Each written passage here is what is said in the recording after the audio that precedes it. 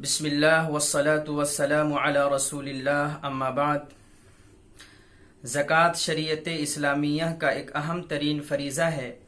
اس کی ادائیگی کا اہتمام ہمیں اسی طرح کرنا چاہیے جس طرح دیگر فرائض کی ادائیگی کا اہتمام کرتے ہیں، اور زکوٰۃ کی ادائیگی کا اہتمام یہ ہے کہ ہر سال جس تاریخ میں سال پورا ہوتا ہے اس میں اپنے تمام قابل زکوٰۃ اموال کا اچھی طرح حساب کریں، اور حساب کرنے کے بعد جتنی زکوٰۃ ہمارے اوپر بنتی ہے اتنی زکوٰۃ پابندی کے ساتھ نکالنے کی کوشش کریں، تاکہ زکوٰۃ کا کوئی حصہ ہمارے پاس نکلنے سے بچ نہ جائے، کیونکہ رسول اللہ صلی اللہ علیہ وسلم نے ارشاد فرمایا ہے کہ زکوٰۃ کا مال جن مالوں میں مل جاتا ہے تو وہ ان مالوں کو ہلاک اور برباد کر دیتا ہے۔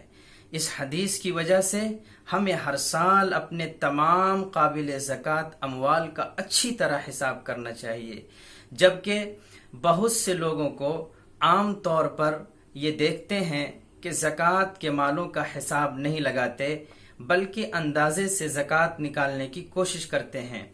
اگر ہم اندازے سے زکوٰۃ نکالیں اور زکوٰۃ زیادہ نکل گئی تب تو انشاءاللہ اللہ کے یہاں ہم اجر کے مستحق اور حقدار بنیں گے، لیکن اگر زکوٰۃ کم نکلی، جتنی زکوٰۃ ہمارے اوپر بنتی اس سے کم نکلی، اور زکوٰۃ کا کوئی حصہ ہمارے مالوں کے ساتھ ملا ہوا رہ گیا، تو پھر حدیث شریف میں جو وعید بیان کی گئی ہے کہ زکوٰۃ کا مال جن مالوں میں ملتا ہے تو وہ ان مالوں کو ہلاک اور برباد کر دیتا ہے، کہیں ایسا نہ ہو کہ ہمارے باقی اموال پر ہلاکت اور بربادی کے خطرات کے آثار نظر آنے لگے۔ اس لیے ہر سال مکمل حساب کر کے پابندی کے ساتھ جتنی زکوٰۃ بنتی ہو نکالنے کی کوشش کریں۔ زکوٰۃ کا حساب ہم کیسے لگائیں، کیسے حساب کریں؟ بہت ہی آسان طریقہ آج میں آپ حضرات کو بتاتا ہوں، آپ اچھی طرح اس کو سمجھیں تاکہ ہر سال آپ کو زکوٰۃ نکالنے میں آسانی ہو۔ آپ کو معلوم ہے کہ زکوٰۃ کے اموال صرف 4 ہیں۔ نمبر 1 سونا، نمبر 2 چاندی، نمبر 3 مال تجارت، نمبر 4 نقد روپے۔ اب جس تاریخ میں سال پورا ہو رہا ہے اس تاریخ میں آپ دیکھیں کہ آپ کے پاس زکوٰۃ کا کون کون سا مال ہے۔ اگر چاروں مال ہیں تو آپ یہ اندازہ لگائیں کہ کون سا مال کتنی مقدار میں ہے، سونا کتنی مقدار میں ہے، چاندی کتنی مقدار میں ہے، مال تجارت اگر ہے، آپ کاروباری ہیں، دکاندار ہیں تو مال تجارت آپ کے پاس کس مقدار میں ہے، نقد روپے آپ کے پاس کتنے ہیں۔ پھر ان چاروں اموال کو جوڑ دیں، جوڑنے کے بعد جو کل اماؤنٹ ہوگا، جو کل مال ہوگا، اس کے اوپر 2.5% کے حساب سے زکوٰۃ نکلے گی۔ اور اگر آپ مقروض ہوں گے، کسی کے قرض دار ہوں گے، کسی کو قرضہ دینا ہے، تو جتنا کہ آپ مقروض ہوں گے، جتنا قرضہ آپ کو دوسرے کو ادا کرنا ہے، اتنا مجموعی رقم سے کل مال سے لیس کر دیں گے۔ باقی جو مال بچے گا اس مال پر 2.5% کے حساب سے زکوٰۃ نکلے گی۔ مثال کے طور پر آپ نے دیکھا تو سونا آپ کے پاس 100 گرام نکلا، آپ اس کو نوٹ کر لیں۔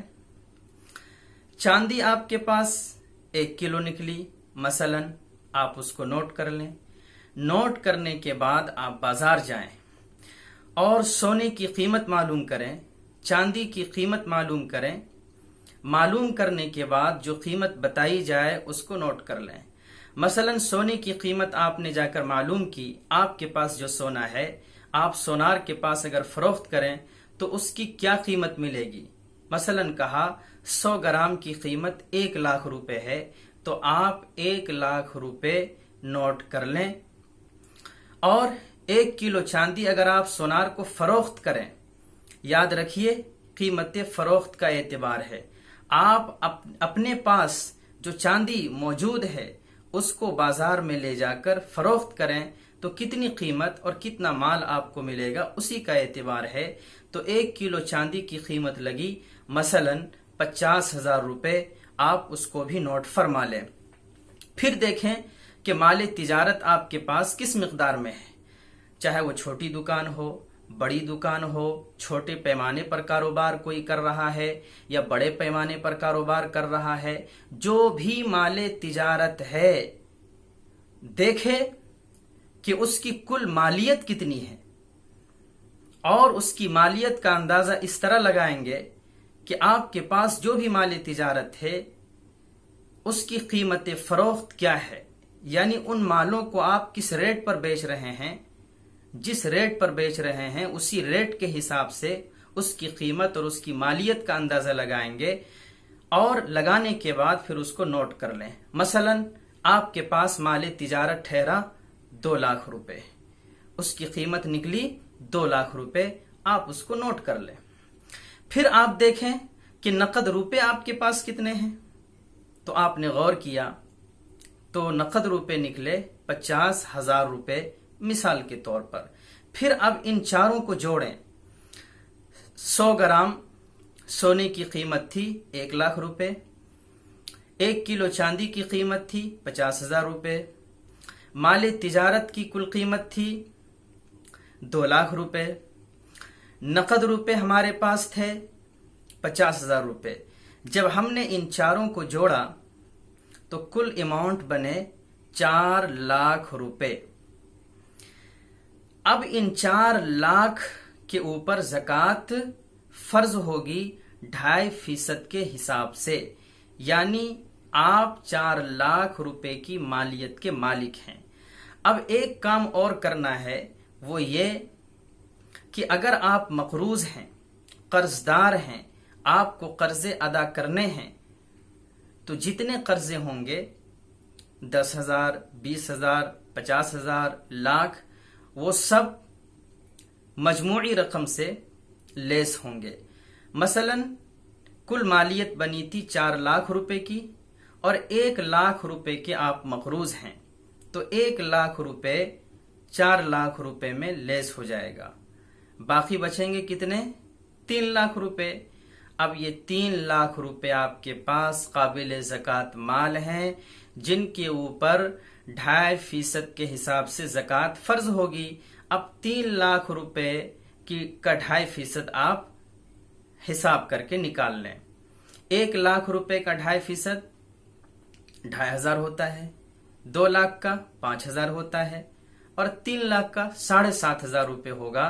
تو گویا کہ اگر کسی کے پاس 3 لاکھ روپے کی مالیت ہے تو 7,500 روپے زکوٰۃ کی رقم نکلے گی۔